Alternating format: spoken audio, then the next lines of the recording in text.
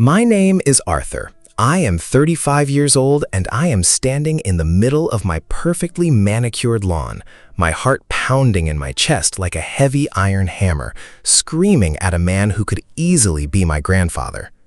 The brutal summer heat was unbearable, baking the back of my neck, but the real fire was inside me, a toxic, boiling mix of arrogance and impatience that had been building up for months. I pointed my trembling finger toward the massive, ornate iron gates of my newly purchased estate, my voice echoing off the cold stone walls as I fired Mr. Thomas, an 80-year-old gardener who had tenderly cared for this very dirt since long before I was even born. I fully expected him to beg for his job, to cry, or at least to show a hint of anger at my cruel, explosive outburst. Instead, he just stood there, his deeply wrinkled face perfectly calm, his calloused, dirt-stained hands resting gently on his wooden rake. He looked deep into my eyes, not with resentment or fear, but with a profound, almost heartbreaking pity. He slowly took off his stained straw hat, wiped the sweat from his forehead, and spoke softly. He did not defend himself. He did not insult me. He just looked at the massive, empty mansion behind me, then back at my furious face, and delivered three simple, quiet words.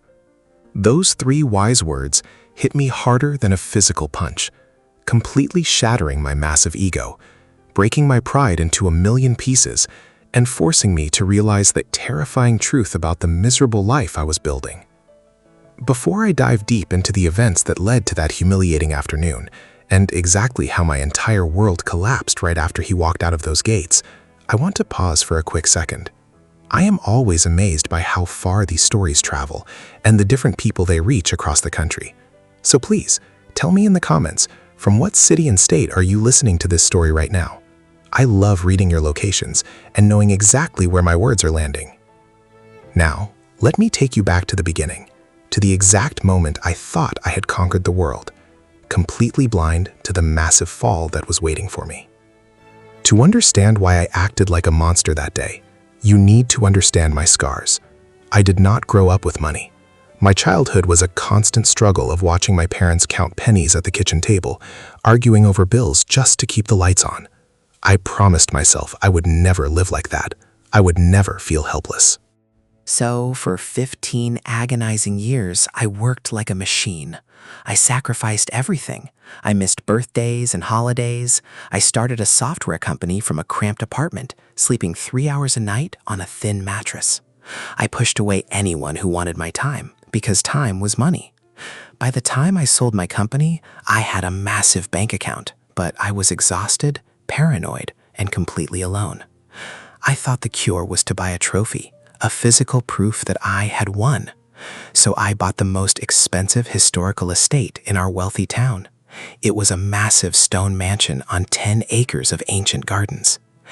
That afternoon, my sister Sarah, who is 33 years old, came over. Sarah is a middle school teacher, drives an old car, and is the happiest person I know. She has always been my moral compass. As we walked through the backyard, she looked worried. She warned me not to let the house turn into a lonely museum. She said a real home needs warmth and connection, not just expensive furniture. I just laughed her off, arrogantly telling her she did not understand the mindset of a winner. It was during that walk with Sarah that I first saw him, Mr. Thomas. He was kneeling in the dirt, carefully pruning a large hydrangea bush. His hands were thick and heavily covered in soil, his face mapped with deep wrinkles from decades under the sun. The real estate agent told me the old gardener came with the house. He was 80 years old and had worked on these exact grounds for over 40 years. The previous owners practically begged me to keep him, claiming he knew the soul of the garden. I agreed only because I was too busy to interview new landscapers. I walked up, puffing out my chest, introducing myself as the wealthy new owner. I expected him to act intimidated. Instead, Thomas finished his cut, wiped his pruners, and stood up at his own pace. He looked me straight in the eye, shook my hand with a grip like solid wood, and simply welcomed me. He did not call me sir, he just called me Arthur. That tiny perceived lack of submission irritated me immediately. My ego desperately demanded constant validation. Over the next few months, the friction between us grew into a daily battle. I lived strictly by the clock, In my digital world, if an application took 3 seconds to load, it was a failure. I expected nature to operate with that same frantic speed. But Thomas operated on the ancient time of nature. He moved slowly and with a maddening patience. I would look out my window, stressed and caffeinated, shouting into my phone, only to see Thomas sitting quietly on a stone bench, watching the wind. It drove me crazy. I would march out and demand to know why he wasn't working harder. He would calmly explain he was listening to the trees or checking the moisture before planting seeds. To me, it sounded like lazy nonsense. I wanted instant results. I started bringing him gasoline-powered trimmers and massive bags of chemical fertilizers. I told him to speed up. Thomas looked at the toxic chemicals with profound sadness.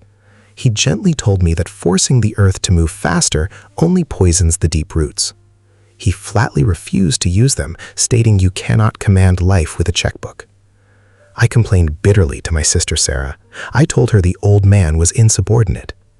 Sarah sighed and told me I was the one who needed to slow down. She pointed out my high blood pressure and suggested I sit on that bench with Thomas. Her honest words only made me angrier. I was paying the bills, and I expected immediate obedience. The real catastrophic crisis started when I decided to host a massive, extravagant garden party. I wanted to invite all the powerful local politicians, wealthy investors, and elite business leaders. It was going to be my grand, undeniable introduction to high society, the ultimate proof that the poor, struggling kid who wore hand-me-down clothes was now the undisputed king of the town. I wanted the garden to look absolutely flawless, but I also wanted a specific, large section near the main patio to be completely ripped out and replaced with exotic, fast-growing imported flowers that I had seen on a luxury resort website from another country. I walked out and gave Thomas a strict, non-negotiable deadline of 2 weeks to get it done. He slowly looked at the glossy pictures I had printed out, then knelt down to look at the soil, and simply shook his head. He calmly told me those specific flowers did not belong in our local climate. He patiently explained that to plant them now, in the middle of a brutal, scorching hot summer, meant they would not have any time to establish their root systems. He warned me that they might look good for a few fleeting days, but they would completely die at the very first sign of a strong storm or a brief drought. He flat out refused to do the job, bravely stating that he would not torture the land just to feed my empty vanity.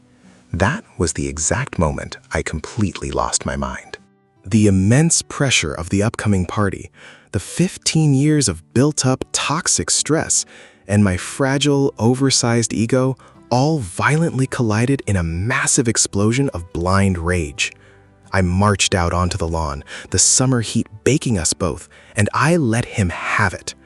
I screamed that he was just a simple gardener, a stubborn old fool who knew absolutely nothing about how the real modern world worked. I yelled that I was the boss, I was the wealthy owner, and if he could not follow a simple, direct order, he was completely useless to me. That brings us right back to the painful moment I described at the beginning. I stood there, panting heavily, pointing aggressively at the gate, telling him to pack his old, rusted hand tools and never come back to my property. And just like I said, he did not fight back. He just looked at me with that calm, deep, crushing pity. He wiped his forehead, looked at the massive stone mansion that felt more like a cold fortress of solitude than a real home, and then looked directly into my angry, empty eyes. He spoke softly, delivering the final blow. Roots take time. That was it. 3 simple words. He didn't explain them. He didn't yell them. He just offered them like a final, tragic gift, picked up his worn leather tool bag, and walked slowly down the long gravel driveway. I stood there completely frozen, watching his hunched back slowly disappear, feeling a sudden icy chill run violently down my spine despite the blazing summer heat. I desperately tried to shake it off. I tried to mentally convince myself that I had done the right thing, that I had successfully asserted my dominance as a leader. But those 3 words echoed endlessly in my head like a ringing church bell. I felt a physically sick feeling in my stomach, a deep, highly uncomfortable suspicion that he was not talking about the exotic flowers at all. He was talking directly about me. But my toxic pride would absolutely not let me back down or admit I was wrong. The very next morning, I aggressively hired a massive commercial landscaping company. They quickly arrived with 3 huge trucks, 10 loud workers, and heavy, noisy machinery. I handed them the printed pictures. They didn't argue. They didn't talk about soil health or changing seasons. They just quoted me a massive, outrageous price, which I gladly paid on the spot, and aggressively went to work. They violently ripped out the old, established bushes, poured heavy, foul-smelling chemical fertilizers everywhere, and rapidly rolled out pre-grown exotic flowers and bright, unnatural green sod. In just 3 days, the garden looked exactly like the luxury resort picture. It was bright, it was loud, and it was incredibly fast. I felt a massive surge of arrogant, foolish triumph. I honestly thought I had proven the old man wrong. I thought my money and speed had won again. The highly anticipated day of the party finally arrived. The expensive catering company set up elegant white tents. A classical string quartet was playing softly near the stone fountain, and the wealthiest, most influential people in town began walking through my grand iron gates. I was dressed in a painfully expensive, custom-tailored suit, casually holding a crystal glass of expensive champagne, confidently shaking hands and eagerly soaking in the endless compliments. Everyone was marveling loudly at the vibrant, exotic flowers and the perfect lawn. I felt like an absolute king holding court. I looked out at the garden and felt a deeply smug, arrogant satisfaction.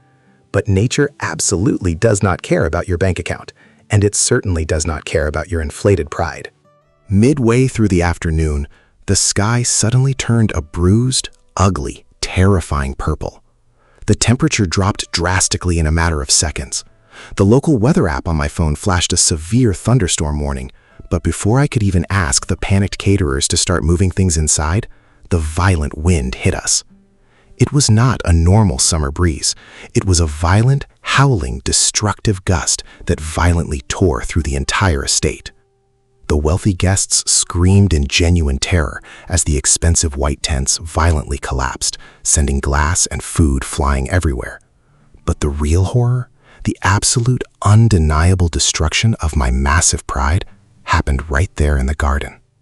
Because those beautiful exotic flowers and that bright green sod had been aggressively rushed, because they were pumped full of artificial chemicals just to look good on the surface for a few days, they had absolutely no structural grip on the earth underneath.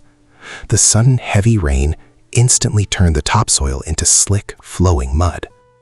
I stood there, completely frozen, getting soaked to the bone, my incredibly expensive suit completely ruined, watching in absolute horrifying shock as the beautiful, expensive garden literally washed away right in front of my eyes.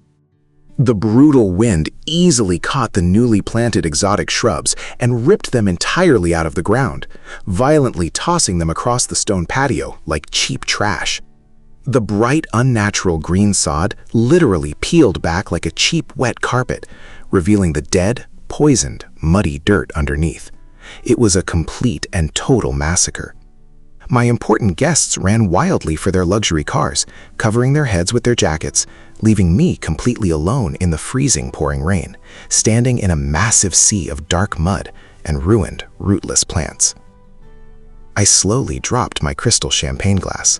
It shattered violently against the wet stone patio, but I barely even heard it over the roaring thunder. I walked numbly into the thick mud, my expensive leather shoes sinking deep into the cold ruin. I slowly bent down and picked up one of the expensive exotic flowers. It was completely dead, its tiny, incredibly shallow roots painfully exposed to the cold, unforgiving rain. And in that miserable, utterly humiliating moment, Thomas's 3 quiet words hit me with the destructive force of a runaway freight train. Roots take time. I fell heavily to my knees right there in the freezing mud, completely breaking down and crying. I wasn't crying over the wasted money, or the ruined party, or the intense social embarrassment. I was crying uncontrollably because I finally, truly understood. I was the exotic flower. I had aggressively rushed absolutely everything in my life. I had used money, extreme stress, and explosive anger to violently force my way to the top. I had a massive stone house, a huge bank account, and the shiny illusion of success. But I had absolutely no friends, no real connection to my family, no inner peace, and absolutely no foundation. I had spent 15 brutal years building a beautiful, flawless surface, but I had absolutely no roots. And just like this fake garden, the moment a real, powerful storm hit, I was completely and totally falling apart.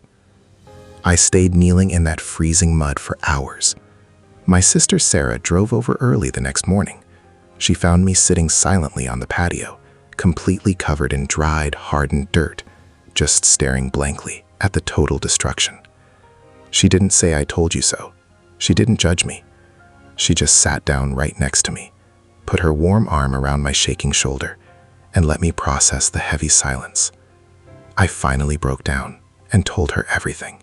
I told her exactly how incredibly empty I felt inside, how thoroughly exhausted I was from constantly pretending to be invincible. I told her about Thomas's 3 words, and how the wise old man had instantly seen right through my expensive clothes and loud voice, looking straight into my hollow, lonely soul. Sarah looked at me with a soft, forgiving smile and simply asked, "So what are you going to do about it now?" It took me an entire week of asking around town to finally find out where Mr. Thomas lived. He didn't have a modern smartphone or an email address. I finally tracked him down to a tiny, humble wooden house on the quiet edge of town. The front yard was incredibly small, but it was the most deeply beautiful, vibrant, and peaceful patch of land I had ever seen in my life. The flowers there weren't flashy or expensive, but they were incredibly strong. They truly belonged there. I slowly walked up to his wooden porch, my heart pounding in my chest just as hard as the day I angrily fired him. But this time, it was out of deep, overwhelming shame and regret. I gently knocked on the old screen door. Thomas opened it, wearing his usual worn, faded flannel shirt. He looked at me calmly, completely unsurprised to see me standing there. I didn't try to act tough. I didn't try to arrogantly offer him a massive financial bonus to come back. I just stood there, a completely broken and humbled man, and I sincerely apologized from the bottom of my heart. I told him he was absolutely right about everything. I confessed that my entire life was completely rootless, and the storm had finally washed away my fake, shiny surface. I humbly asked him if he could ever possibly forgive a foolish, arrogant, blind boy, and if he would be willing to return, not just to fix the ruined dirt at my house, but to teach me how to actually grow things the right way. Thomas looked at me in silence for a very long time. Then a small, genuine, warm smile appeared on his heavily wrinkled face. He gently pushed the screen door open, gestured kindly to an empty rocking chair on the porch, and said, "The soil is always willing to start over, Arthur, as long as you are finally willing to get your hands dirty and wait."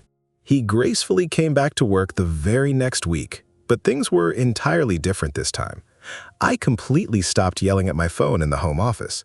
Instead, I went to the local hardware store, bought a pair of rough, cheap canvas gloves, and started joining him out in the dirt every single morning. We spent the entire crisp autumn slowly pulling out the dead, rushed plants and carefully, methodically preparing the soil for the coming winter. He patiently taught me how to actually feel the moisture deep in the earth, how to carefully prune a broken branch so it heals much stronger, and, most importantly, how to finally embrace the quiet silence of a slow, natural process. I started calling my sister Sarah much more often, not to complain about my stressful life, but just to talk, to listen, and to actually be a supportive brother. I started slowly building real, meaningful relationships with people, taking my time with absolutely no hidden agenda or financial goal.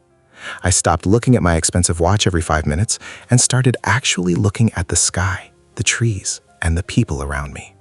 It has now been 3 long, beautiful years since that terrible, destructive storm tore through my property. My garden is certainly not the flashiest or most expensive in the wealthy neighborhood anymore, but it is incredibly strong and vibrantly alive. The new trees we planted together have deep, unshakable roots, and absolutely no storm can ever tear them down. I learned the hardest, most painful way possible that true, lasting success, whether in the dark earth or in your own fragile soul, simply cannot be bought with money or rushed with anger. It requires immense patience, deep humility, and the willingness to let time do its work. I am finally, slowly building my own deep roots, and for the very first time in my entire life, I feel truly grounded and at peace. Tell me, if you had a completely barren garden of your own life to tend to right now, would you have the courage and patience to let your roots grow slowly, or would you try to desperately rush the seasons just like I did? Think about it deeply. Until the next story.